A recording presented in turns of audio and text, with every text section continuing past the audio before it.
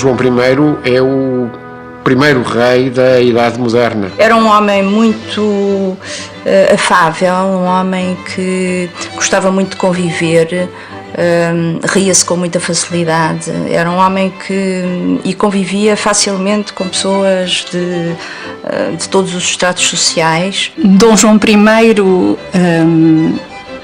tem várias metamorfoses na sua vida. Era sobretudo um pragmático, mas uma pessoa de enorme bom senso. Olhando para a efígie que está no seu túmulo, nós encontramos a imagem idealizada que ele próprio gostaria e que ele próprio organizou, compôs no sentido de ser recordado como era seu desejo. Ora, esta imagem mostra-nos um homem no vigor da idade, com os seus 30 e poucos anos, pegando no seu cetro, com um vestuário de general vitorioso,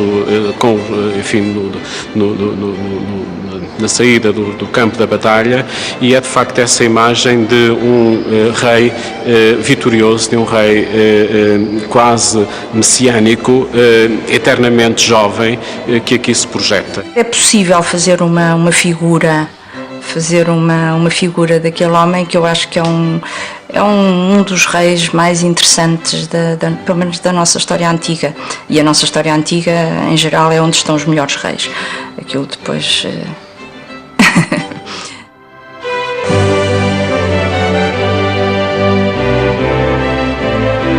Dom João I, mestre de Avis, nasce em Lisboa na tarde do dia 11 de abril de 1357, filho ilegítimo do rei Dom Pedro I Justiceiro e de Teresa Lourenço, uma dama natural da Galiza. Nasce como filho ilegítimo de Dom Pedro, destinado a uma carreira religiosa, porque ingressa com 7 anos na Ordem de Avis, e é mestre de Avis. Destinar-se-ia, portanto, a ser um mestre de uma ordem militar, filho de rei e, portanto, vivendo na corte, mas não mais do que isso. Era com 7 anos que se começava a dar uma educação mais específica. Foi confiado a Nuno Freire de Andrade. E, por essa altura, vagou o mestrado de Avis, e foi esse mesmo senhor que sugeriu ao rei que ele desse o mestrado de Avis ao filho.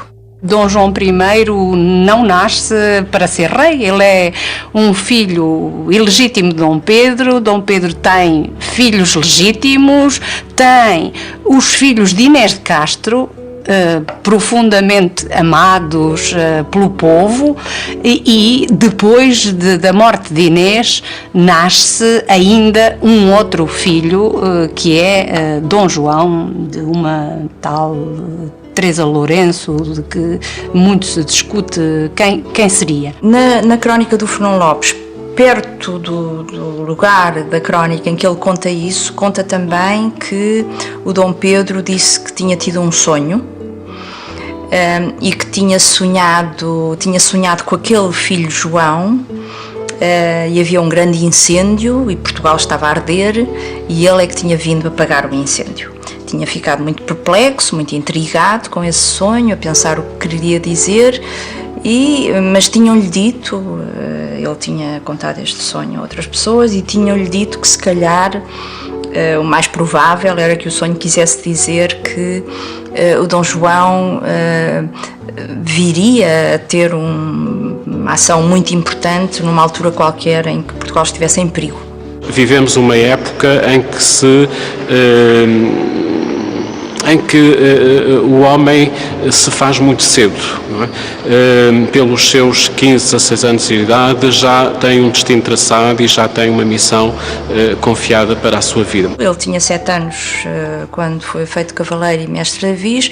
Depois há um longo interregno do resto da infância, primeira adolescência, do qual não se sabe praticamente nada, e depois voltamos a encontrá-lo na crónica de Dom Fernando.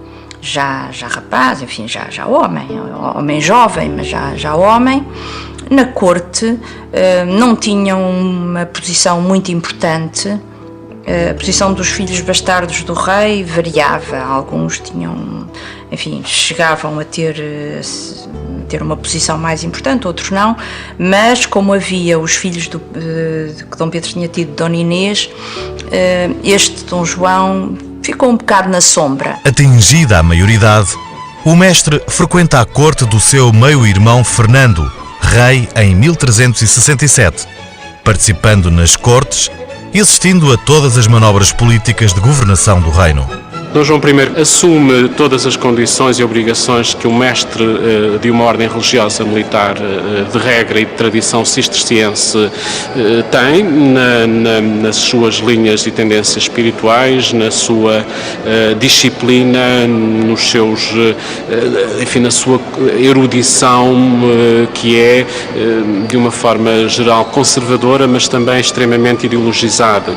Dom João, mestre de Avis, procura claramente, nesta fase ainda, salvaguardar os interesses da Ordem de Avis, que eram naturalmente interesses coincidentes com este novo contexto em que Portugal era forçado a uma aliança com um bloco franco-castelhano, ao mesmo tempo que Dom Fernando procurava, numa duplicidade diplomática que é digna de registro, estabelecer contactos privilegiados com a Inglaterra, tendo como seu embaixador um refugiado político em Portugal que fugira exatamente aos transtâmaras e que se fixar em Portugal e que aqui vai representar, se quiserem, um partido anglófilo, que é o Conde João Fernandes Andeiro. Dom Leonor Teles tinha uma relação que já vem antes da própria morte do rei Dom Fernando,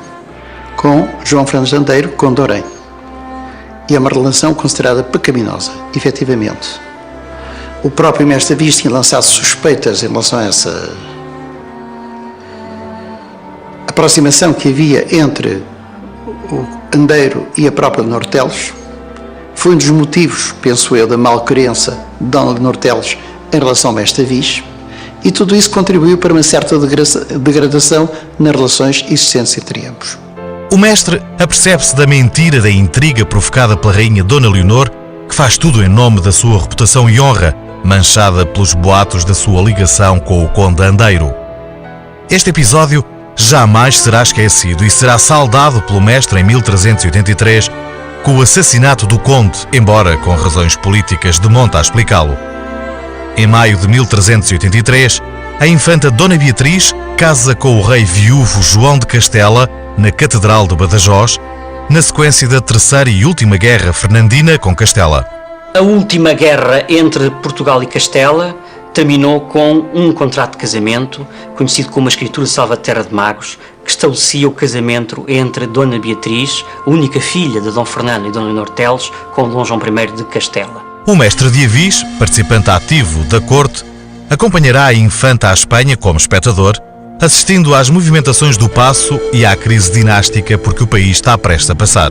Este contrato de casamento, aparentemente, parecia pôr em causa a prazo a independência de Portugal, mas Dom Fernando fizera incluir uma cláusula adicional que estabelecia que seria rei de Portugal o filho havido de Dona Beatriz e de Dom João de Castela, e que esse filho seria jurado herdeiro e seria aclamado rei atingida a idade dos 14 anos. Durante esse período, a regência deveria ficar entregue à rainha Dona Leonor Teles. Dom Fernando morre em Lisboa em outubro de 1383. A sua filha Dona Beatriz ainda não havia dado à luz qualquer herdeiro, e o seu marido, João de Castela, aclama-a como rainha de Portugal. Tem início a crise dinástica de 1383 a 1385. O rei de Castela, João I, sentia-se no pleno direito de ser herdeiro da coroa portuguesa. Aliás, de acordo com o tratado assinado ainda em vida de Dom Fernando, refiro-me ao Tratado de Salvaterra de Magos. Dona Beatriz era por direito e por legitimidade herdeira do trono de Portugal. E era casada, naturalmente, com João I de Castela. Somente que muitos portugueses contestavam essa situação, partindo do princípio que a independência portuguesa estaria em perigo, e estava efetivamente. Há também um grande sentimento da parte da população. Normalmente em história a população conta pouco, mas na verdade há momentos da história, e sobretudo nos momentos de crise, o povo afirma-se. Na capital movimenta-se a nobreza e um grupo de conspiradores, Álvaro Paes, João das Regras e Nuno Álvares Pereira, incitam o mestre a matar o conde Andeiro. Houve várias tentativas para o matar e finalmente o Dom João foi quem o matou. E isso evidentemente foi um salto enorme para se passar para o povo começar a encarar a possibilidade de que se calhar tinham ali o chefe que eles precisavam.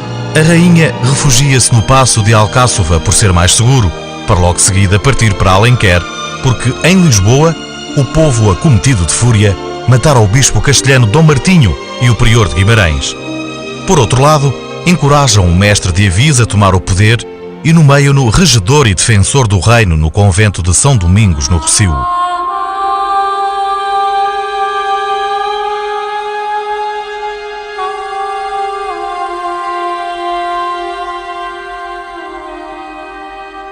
Alertados pelo crescente poderio do mestre de Avis e avisados pela rainha Dona Leonor, Dona Beatriz e Dom João de Castela chegam a Santarém em janeiro de 1384.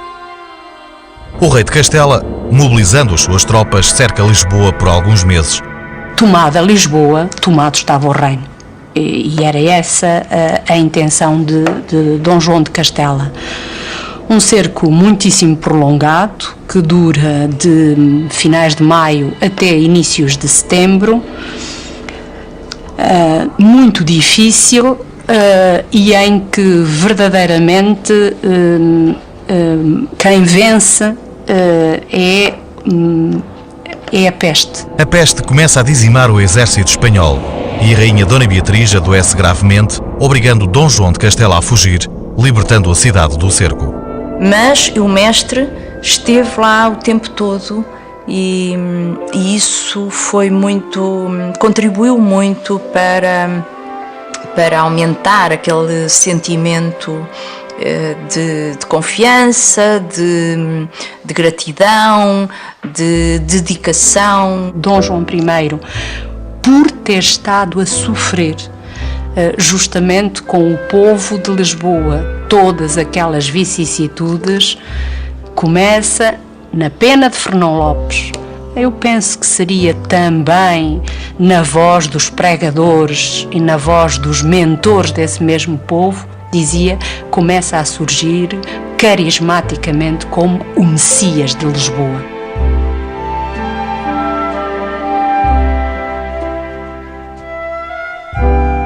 Dom João I é escolhido e é, quase diria, coagido a aceitar o poder.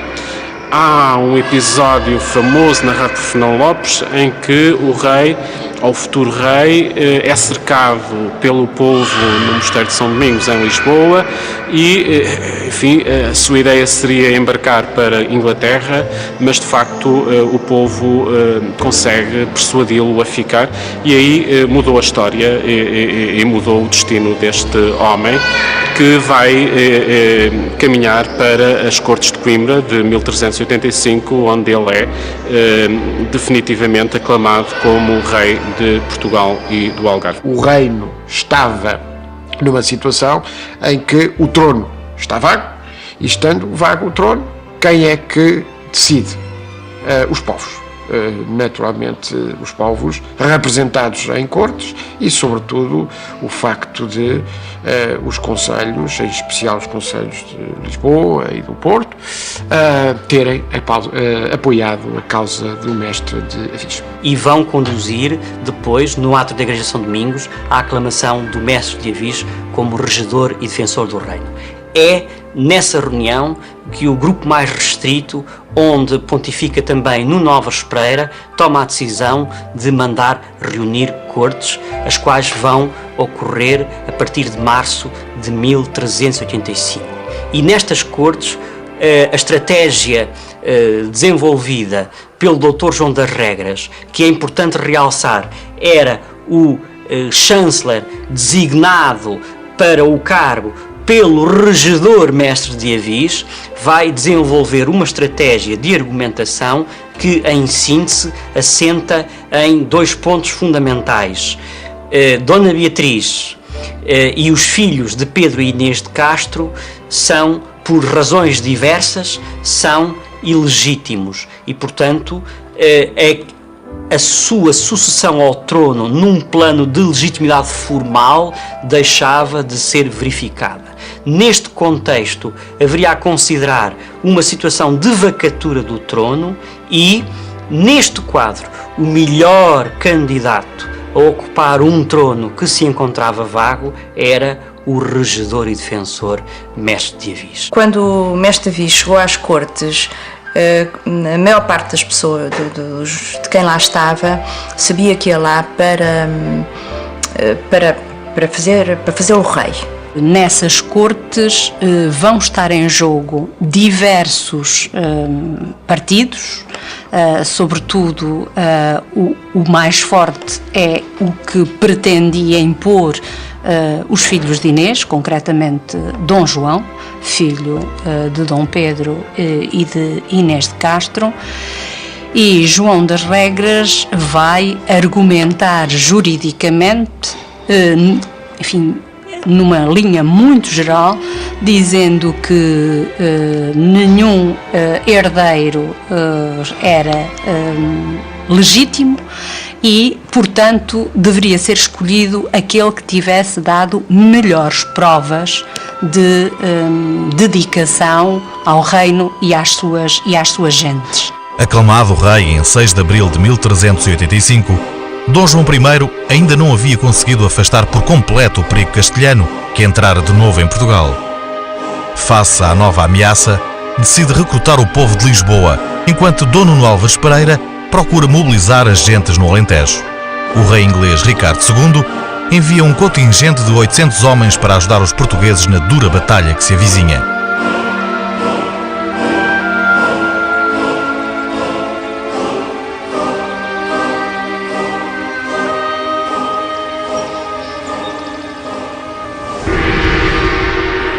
O rei, com o seu condestável, Nuno Álvares Pereira, atraem de alguma forma à região próxima, enfim, entre Coimbra e Lisboa, nesta proximidade onde virá a decorrer a Batalha de Aljubarrota, atraem justamente as tropas castelhanas que invadem o país e que são de alguma forma, que são conduzidas de alguma forma para este território onde o grande estratega militar, que era Dom Nuno Álvares Pereira, entendia que se encontrariam as condições do ponto de vista da estratégia militar para dar uma batalha definitiva ao rei castelhano e, portanto, derrotá-lo. As tropas castelhanas estão aquarteladas na zona de Leiria e nesse dia 14 de agosto, uma segunda-feira, significativamente a religiosidade do tempo levava a que os reis não combatessem no dia santo, que era o domingo, pelas 18 horas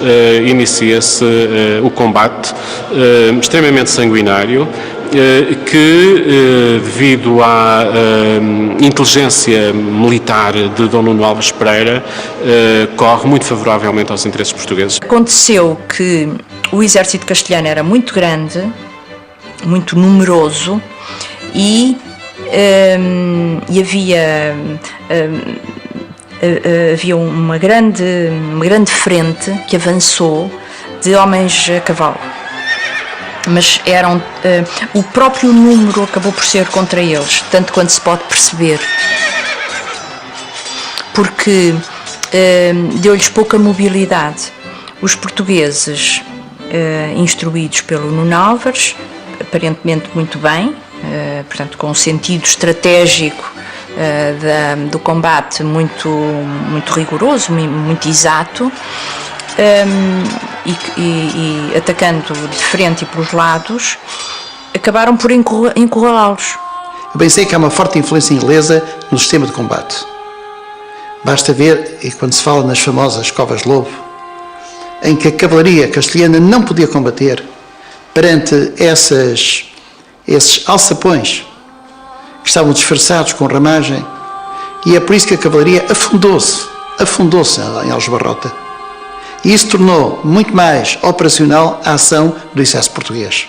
A Batalha de Aljubarrota resolve-se em meia hora. Os castelhanos julgavam que vinham para tomar uma terra que era deles. Não contavam com a surpresa que iriam ter e com aquela eficientíssima defesa levada a cabo pelas tropas de Dom João I de Portugal. E é um grande combate cujo desenlace se processa em cerca de entre meia hora e uma hora. Tudo se decide nesse espaço de tempo, enfim, com uma grande crueldade, com uma grande violência, e tudo isso de facto se passa nestes terrenos em que mais tarde o rei manda erguer aqui o mosteiro para comemorar esse feito tremendo que foi a vitória de Portugal sobre uma grande potência militar, em que, enfim, a desproporção entre corpos e forças militares de facto era muito desfavorável a Portugal, mas mesmo assim Portugal venceu.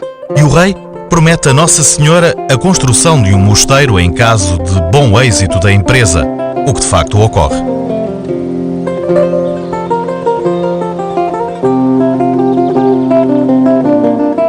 Portanto, foi uma vitória estrondosa, realmente, para Portugal. Eu acho, aí, nesse ponto, provavelmente, nem de um lado nem do outro pensaram que seria aquele ponto. Os castelhanos estavam certos de ganhar.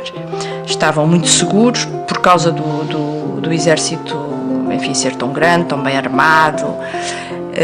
Os portugueses tinham aquela força anímica que o Nuno Álvares transmitia, mas tinham também uma consciência da inferioridade numérica e de armas e tudo, não é?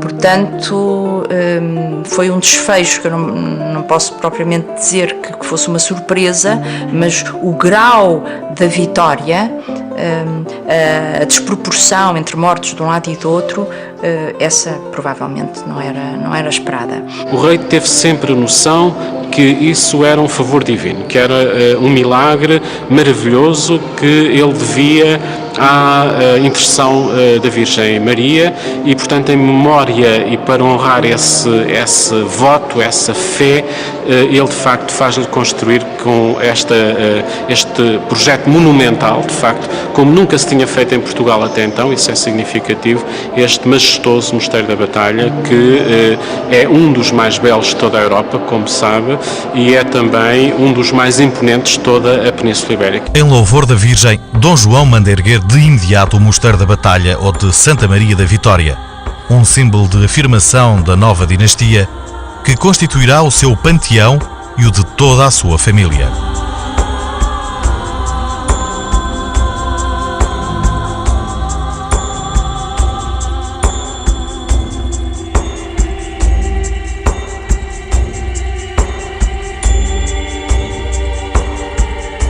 Aljubarrota não representa a vitória da força, dado que a correlação de forças era desfavorável para os que seguiam o partido do mestre Tavis, mas é, a meu ver, acima de tudo, uma vitória da inteligência portuguesa.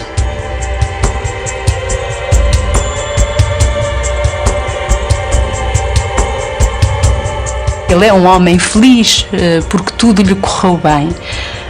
É verdade, mas também foi porque ele se soube rodear das melhores pessoas. Em 9 de maio de 1386, o rei Dom João I assina uma firme aliança com o Duque de Lancaster, ou Lancastre, selando um pacto de amizade que vigorará por séculos entre Portugal e a Inglaterra. Esse tratado, que ficará conhecido como o Tratado de Windsor, abrangia 3 objetivos: militares, políticos e comerciais. Os 2 países comprometiam-se a ajudar-se mutuamente contra qualquer inimigo, exceto contra o Papa e seus sucessores, contra o Imperador Alemão e contra João de Gand. Previa a facilidade de trocas comerciais entre os 2 países e obrigava a que os monarcas sucessores respeitassem e mantivessem o mesmo tratado, sem o alterar de forma alguma. Com as estreitas relações entre Portugal e a Inglaterra, a futura mulher do rei Dom João I só poderia ser inglesa.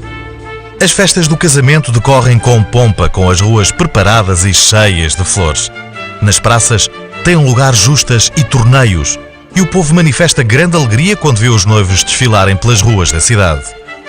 o bispo Dom Rodrigo presida a missa nupcial e à bênção dos noivos, que após casados montados em cavalos brancos agradecem ao povo do Porto o acolhimento e a alegria demonstrada que se irá prolongar por mais de 15 dias.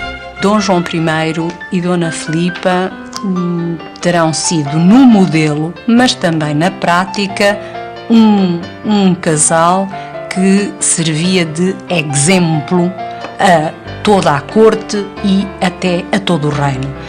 É certo que se construiu o modelo de uma corte unida, santa, culta, sábia. Os reis, nesses tempos pretéritos, tinham os seus entretenimentos, que fugiam muito à ortodoxia do casamento. Isto era vulgar, era normal. No que respeita ao mestre Davis, não encontro dados nesse sentido. Há uma atitude que eu diria, não só da parte de Filipe de Lencastre, mas também do próprio rei, no sentido de uma exemplaridade que procuram transmitir aos filhos. E a verdade é que os filhos são também exemplares nas relações familiares. Dom João I teve uma grande preocupação, juntamente com a Dona Filipa de Lencastre, na educação dos infantes.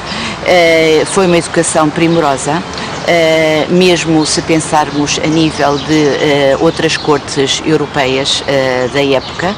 Filipa, ainda em criança, assistiu à morte da mãe provocada pela peste e às inúmeras infidelidades do seu pai que lhe moldaram o caráter e a tornaram austera e intolerante nesta matéria.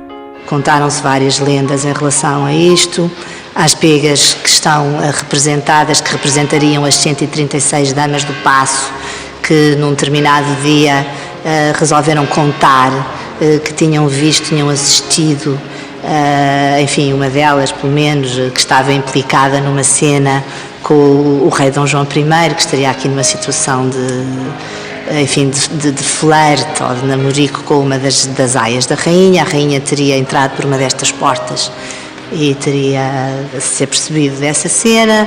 O rei terá dito, foi por uma boa razão, uma boa intenção, foi por bem, que é justamente a tarja que os pássaros têm e que ainda hoje se pode ver no teto desta sala. A casa do rei estava bem estruturada. Dom João I possuía os seus oficiais próprios e dispunha de uma renda específica para gerir a sua fidalguia e os seus funcionários régios, que incluía todo o pessoal que servia ao rei, desde os guardas até aos físicos, cirurgiões, boticários, etc. A rainha possuía também a sua casa, um centro feminino que geria o universo social da corte, sendo autónoma em relação à casa do rei e dispunha de verbas e rendimentos próprios. Em Sintra, onde no Paço da Vila viveu parte da sua vida, porque o clima em muito a fazia lembrar a sua pátria, desenvolveu uma corte de requinte, de cultura e de festa, onde a fidelidade de valores estava presente inclusivamente no seu próprio casamento. E muito embora o papel da rainha não esteja inteiramente conhecido em toda a sua profundidade, falta uma boa biografia sobre Dona Filipa de Lencastre, parece-me a mim ser ponto assente que ela teve uma contribuição excepcional na ação do rei. Basta dizer ainda outro aspecto importante que é conhecido. Ela foi uma rainha educadora. E, de facto, aqueles homens que fazem parte da geração, que são os príncipes Davis, devem muita sua modelagem à educação que lhes é conferida por Dona Filipa. Porque esta mulher, casada aos 27 anos, é um extraordinário exemplo de mulher fértil. Esta mulher tem, com intervalos muito pequenos, praticamente de 2 anos, uma sucessão de filhos que a leva a ter tido primeiro um aborto, depois ter dado à luz 8 crianças, das quais sobreviveram 6. Logo, a linhagem de Davis ficou plenamente assegurada. Nestes primeiros anos de governação do rei, em que o poder é consolidado e o reino arrumado na sua estrutura política e financeira, a máquina burocrática cresce e a nova conjuntura política altera-se também. O perigo da guerra foi atenuado, pois os castelhanos verificaram o poder crescente de Dom João I e o apoio inglês. Na sequência do fim das hostilidades em 1400 e das negociações de pazes definitivas em 1411, uma nova conjuntura se aproxima. Os infantes, filhos do rei, crescem e amadurecem as suas ideias, baseadas no suporte de uma educação que os faz pensar por eles e avaliar os verdadeiros valores à luz da mentalidade cavaleiresca do tempo, buscando honra para si e prestígio e projeção internacional para o reino. Na sequência das pazes simples entre Portugal e Castela em 1411, Dom João I começa de imediato os preparativos de uma expedição que visasse responder àquele que era o objetivo que estava na base da discussão e da negociação entre Portugal e Castela: ajudar Castela e Aragão na luta contra os saracenos, contra os mouros de Belamarim, ou seja, de Marrocos, e contra os mouros de Granada. Esses preparativos vão alongar-se no tempo, na expectativa de que o pedido formal para essa ajuda chegasse. Nunca chegou e, de repente, temos uma situação assaz interessante. Temos Dom João I desejoso de lavar as suas mãos sujas de sangue cristão em sangue mouro, com uma armada em preparação para dar cumprimento a essa promessa, e não tem destino. Neste mesmo contexto, emerge a necessidade de armar os filhos de Dom João I cavaleiros, mas mais importante do que isso, emerge sobretudo a afirmação de uma nova dinastia no plano da propaganda do poder, no plano da propaganda régia, nas relações com os outros países da Europa do tempo. E a partir de 1411 até 1433 temos um período de estabilização, e é neste período de estabilização que se lançam as novas orientações de que faz parte a conquista de Ceuta em 1415. O rei Dom João I, de início, mostra pouco interesse pelas novas ideias e notícias que lhes foram chegando sobre Ceuta, mas movido pelos seus filhos, os infantes, que insistiam junto de seu pai para se organizar uma frota e partir para o feito grandioso da conquista de uma praça muçulmana, acede. O rei pede então a estes que lhe enviem por escrito uma argumentação séria e credível para preparar o ataque e a conquista dessa praça do norte de África. O rei a tudo ouve, mas principalmente, e com mais atenção, os argumentos do seu filho Henrique, que, por estar mais empenhado nesta aventura e por ser também o mais estimado, tinha seguramente grande influência junto do monarca e o convence de que Portugal sairá reforçado junto dos castelhanos se empreendesse uma ofensiva contra os marroquinos. Há uma relação direta entre a conquista de Ceuta, o estabelecimento das pazes entre Portugal e Castela e a afirmação de um protagonismo político de Dom João I. Dom João I quis lavar o sangue dos cristãos no sangue dos infiéis. Quis retomar as ideias cruzadísticas que se sentiam por toda a Europa e enverdar por uma guerra que não lhe era imposta, mas era por ele querida. Os portugueses sabiam, através das viagens que se vinham fazendo desde a primeira dinastia, como a que se fez às Canárias em 1336 ou 1340, das riquezas que existiam além-mar. Em primeiro lugar, é preciso perceber que Ceuta encontra-se na entrada do Mediterrâneo. E o Mediterrâneo, neste momento, está condicionado por um facto: o domínio otomano, o domínio turco, na zona oriental. Por outro lado, quase convergentemente, era uma maneira esta de avançar para o norte da África, ocupar a nobreza, que, envolvida até então em guerras, podia mobilizar o seu espírito guerreiro numa empresa de grande valor político, religioso e económico. Há estas razões de índole económica, fundamentalmente ligadas aos cereais, à produção de cereais, à pesca e ainda ao comércio, uma vez que Ceuta era até 1415 um centro importante do comércio com o Oriente. Ceuta legitima Aljubarrota. Doravante, não só um rei, mas a sua linhagem está implantada internacionalmente, firmada na sua fama e prestígio em toda a cristandade e junto da Santa Sé. Convencido do sucesso, o rei dá então ordens sigilosas e secretas para que se dê início aos trabalhos de construção de uma frota que durarão 3 anos, frota essa suficientemente grande para a viagem que vai ser empreendida. Recrutam-se todas as gentes possíveis e disponíveis para acompanhar a viagem, sem nunca revelar os verdadeiros objetivos da mesma. Ora, Ceuta é um grande segredo. Há quem diga um segredo mal guardado. De facto, não se sabia. Sabia-se que havia uma grande azáfama. Trabalhava-se duramente, intensamente nos portos, aqui no Porto, em Lisboa, noutros portos. Era preciso fabricar uma grande armada que pudesse ter um papel interveniente numa ação militar que representasse uma alavanca, um ponto importante no arranque da expansão.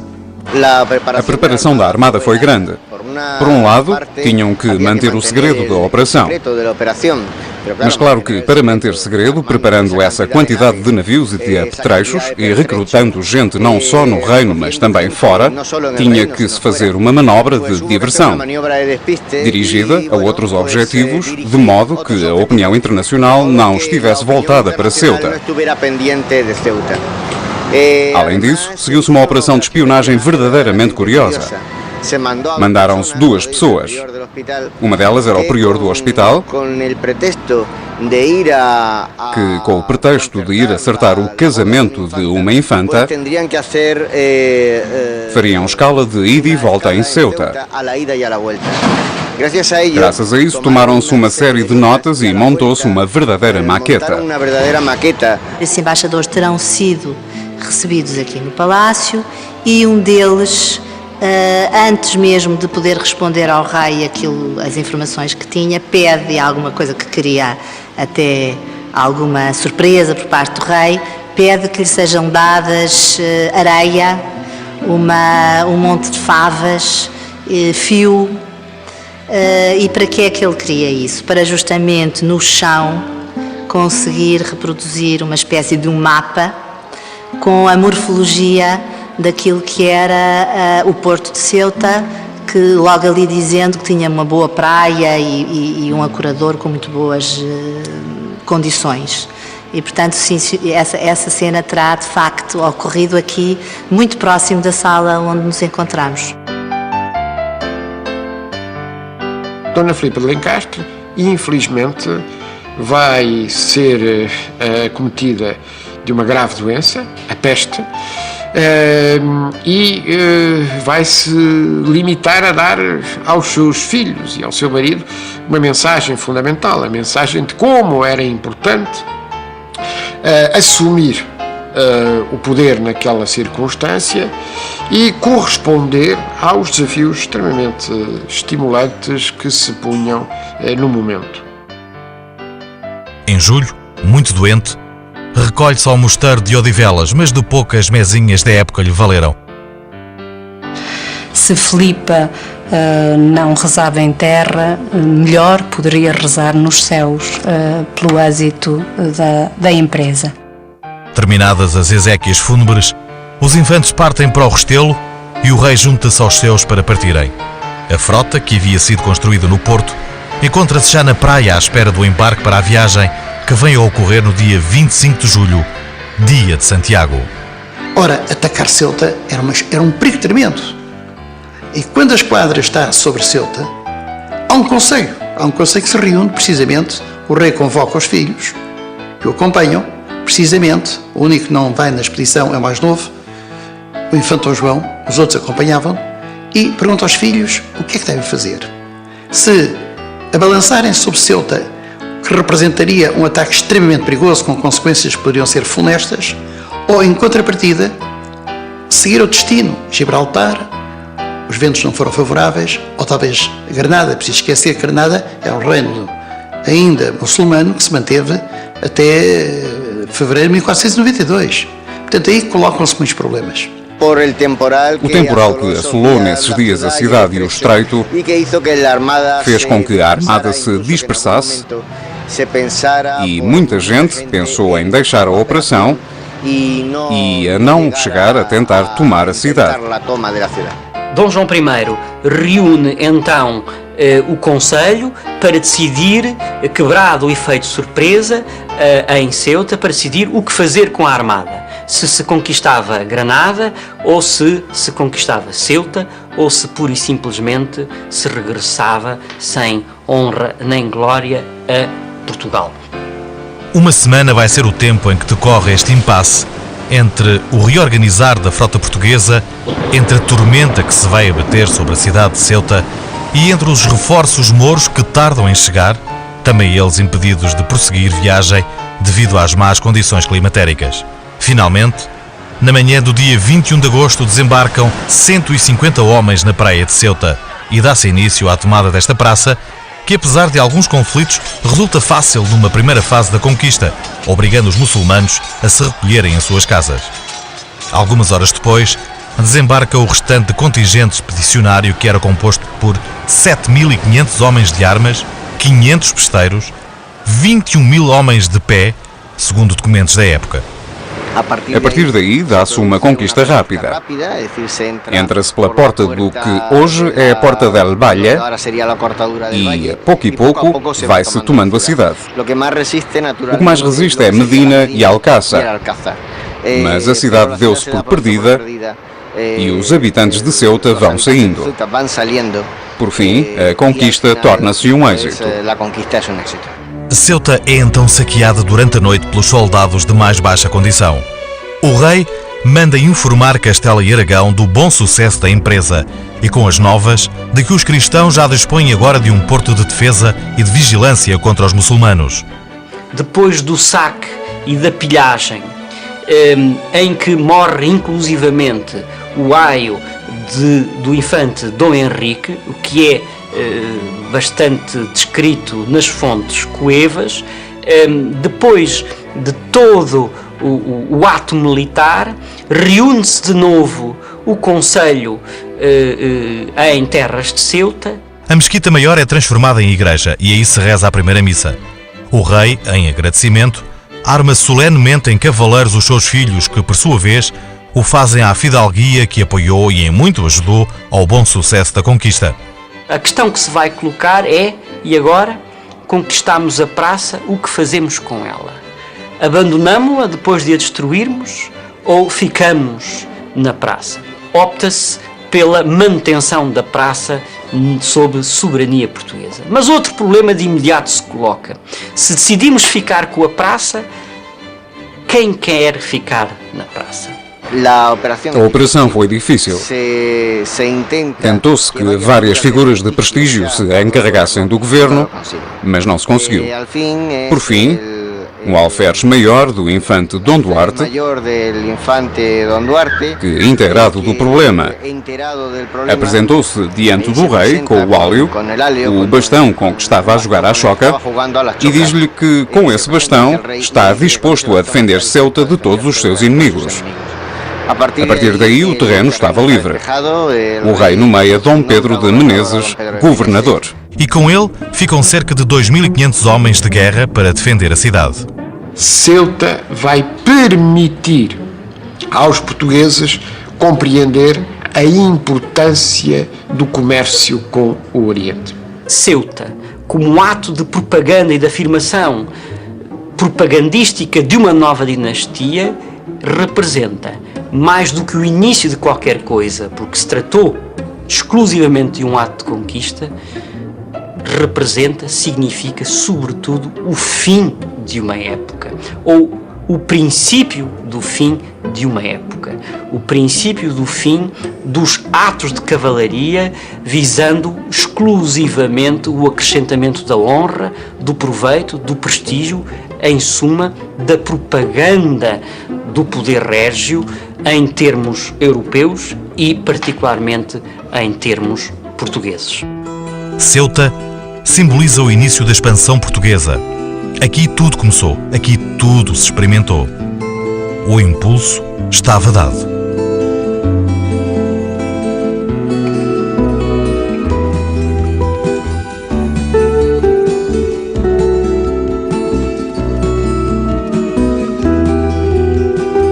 As três linhas da expansão portuguesa desenham-se já com Dom João I.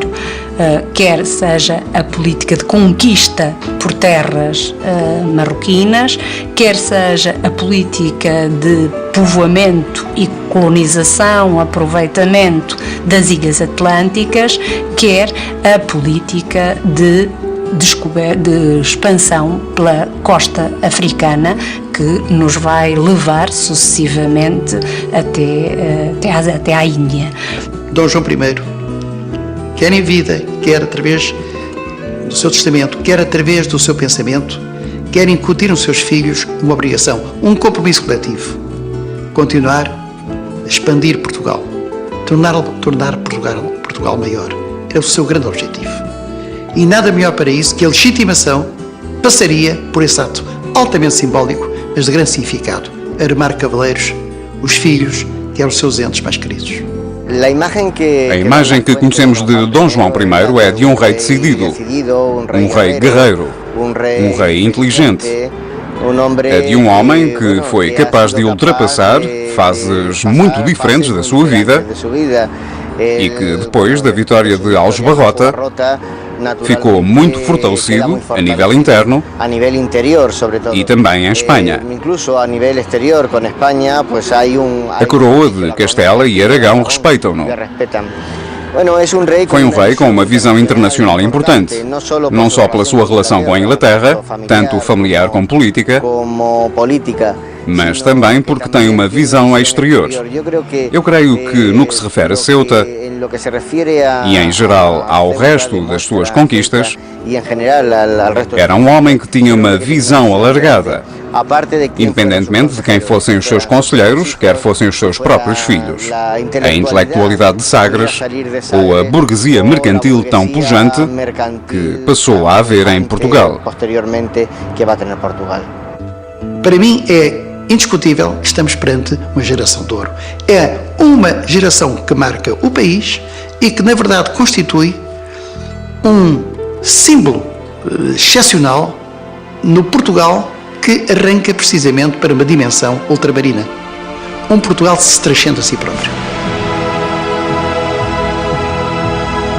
Dom João I começou a reinar em 1385 e faleceu em 1433. Estamos a falar de um período de cerca de quase 50 anos, de um personagem que fica para a história conhecido como o Príncipe de Boa Memória e que começa de facto o seu percurso no plano político, completamente do anonimato, para construir uma imagem que fica aos olhos dos povos na memória como um exemplo de um bom monarca a seguir.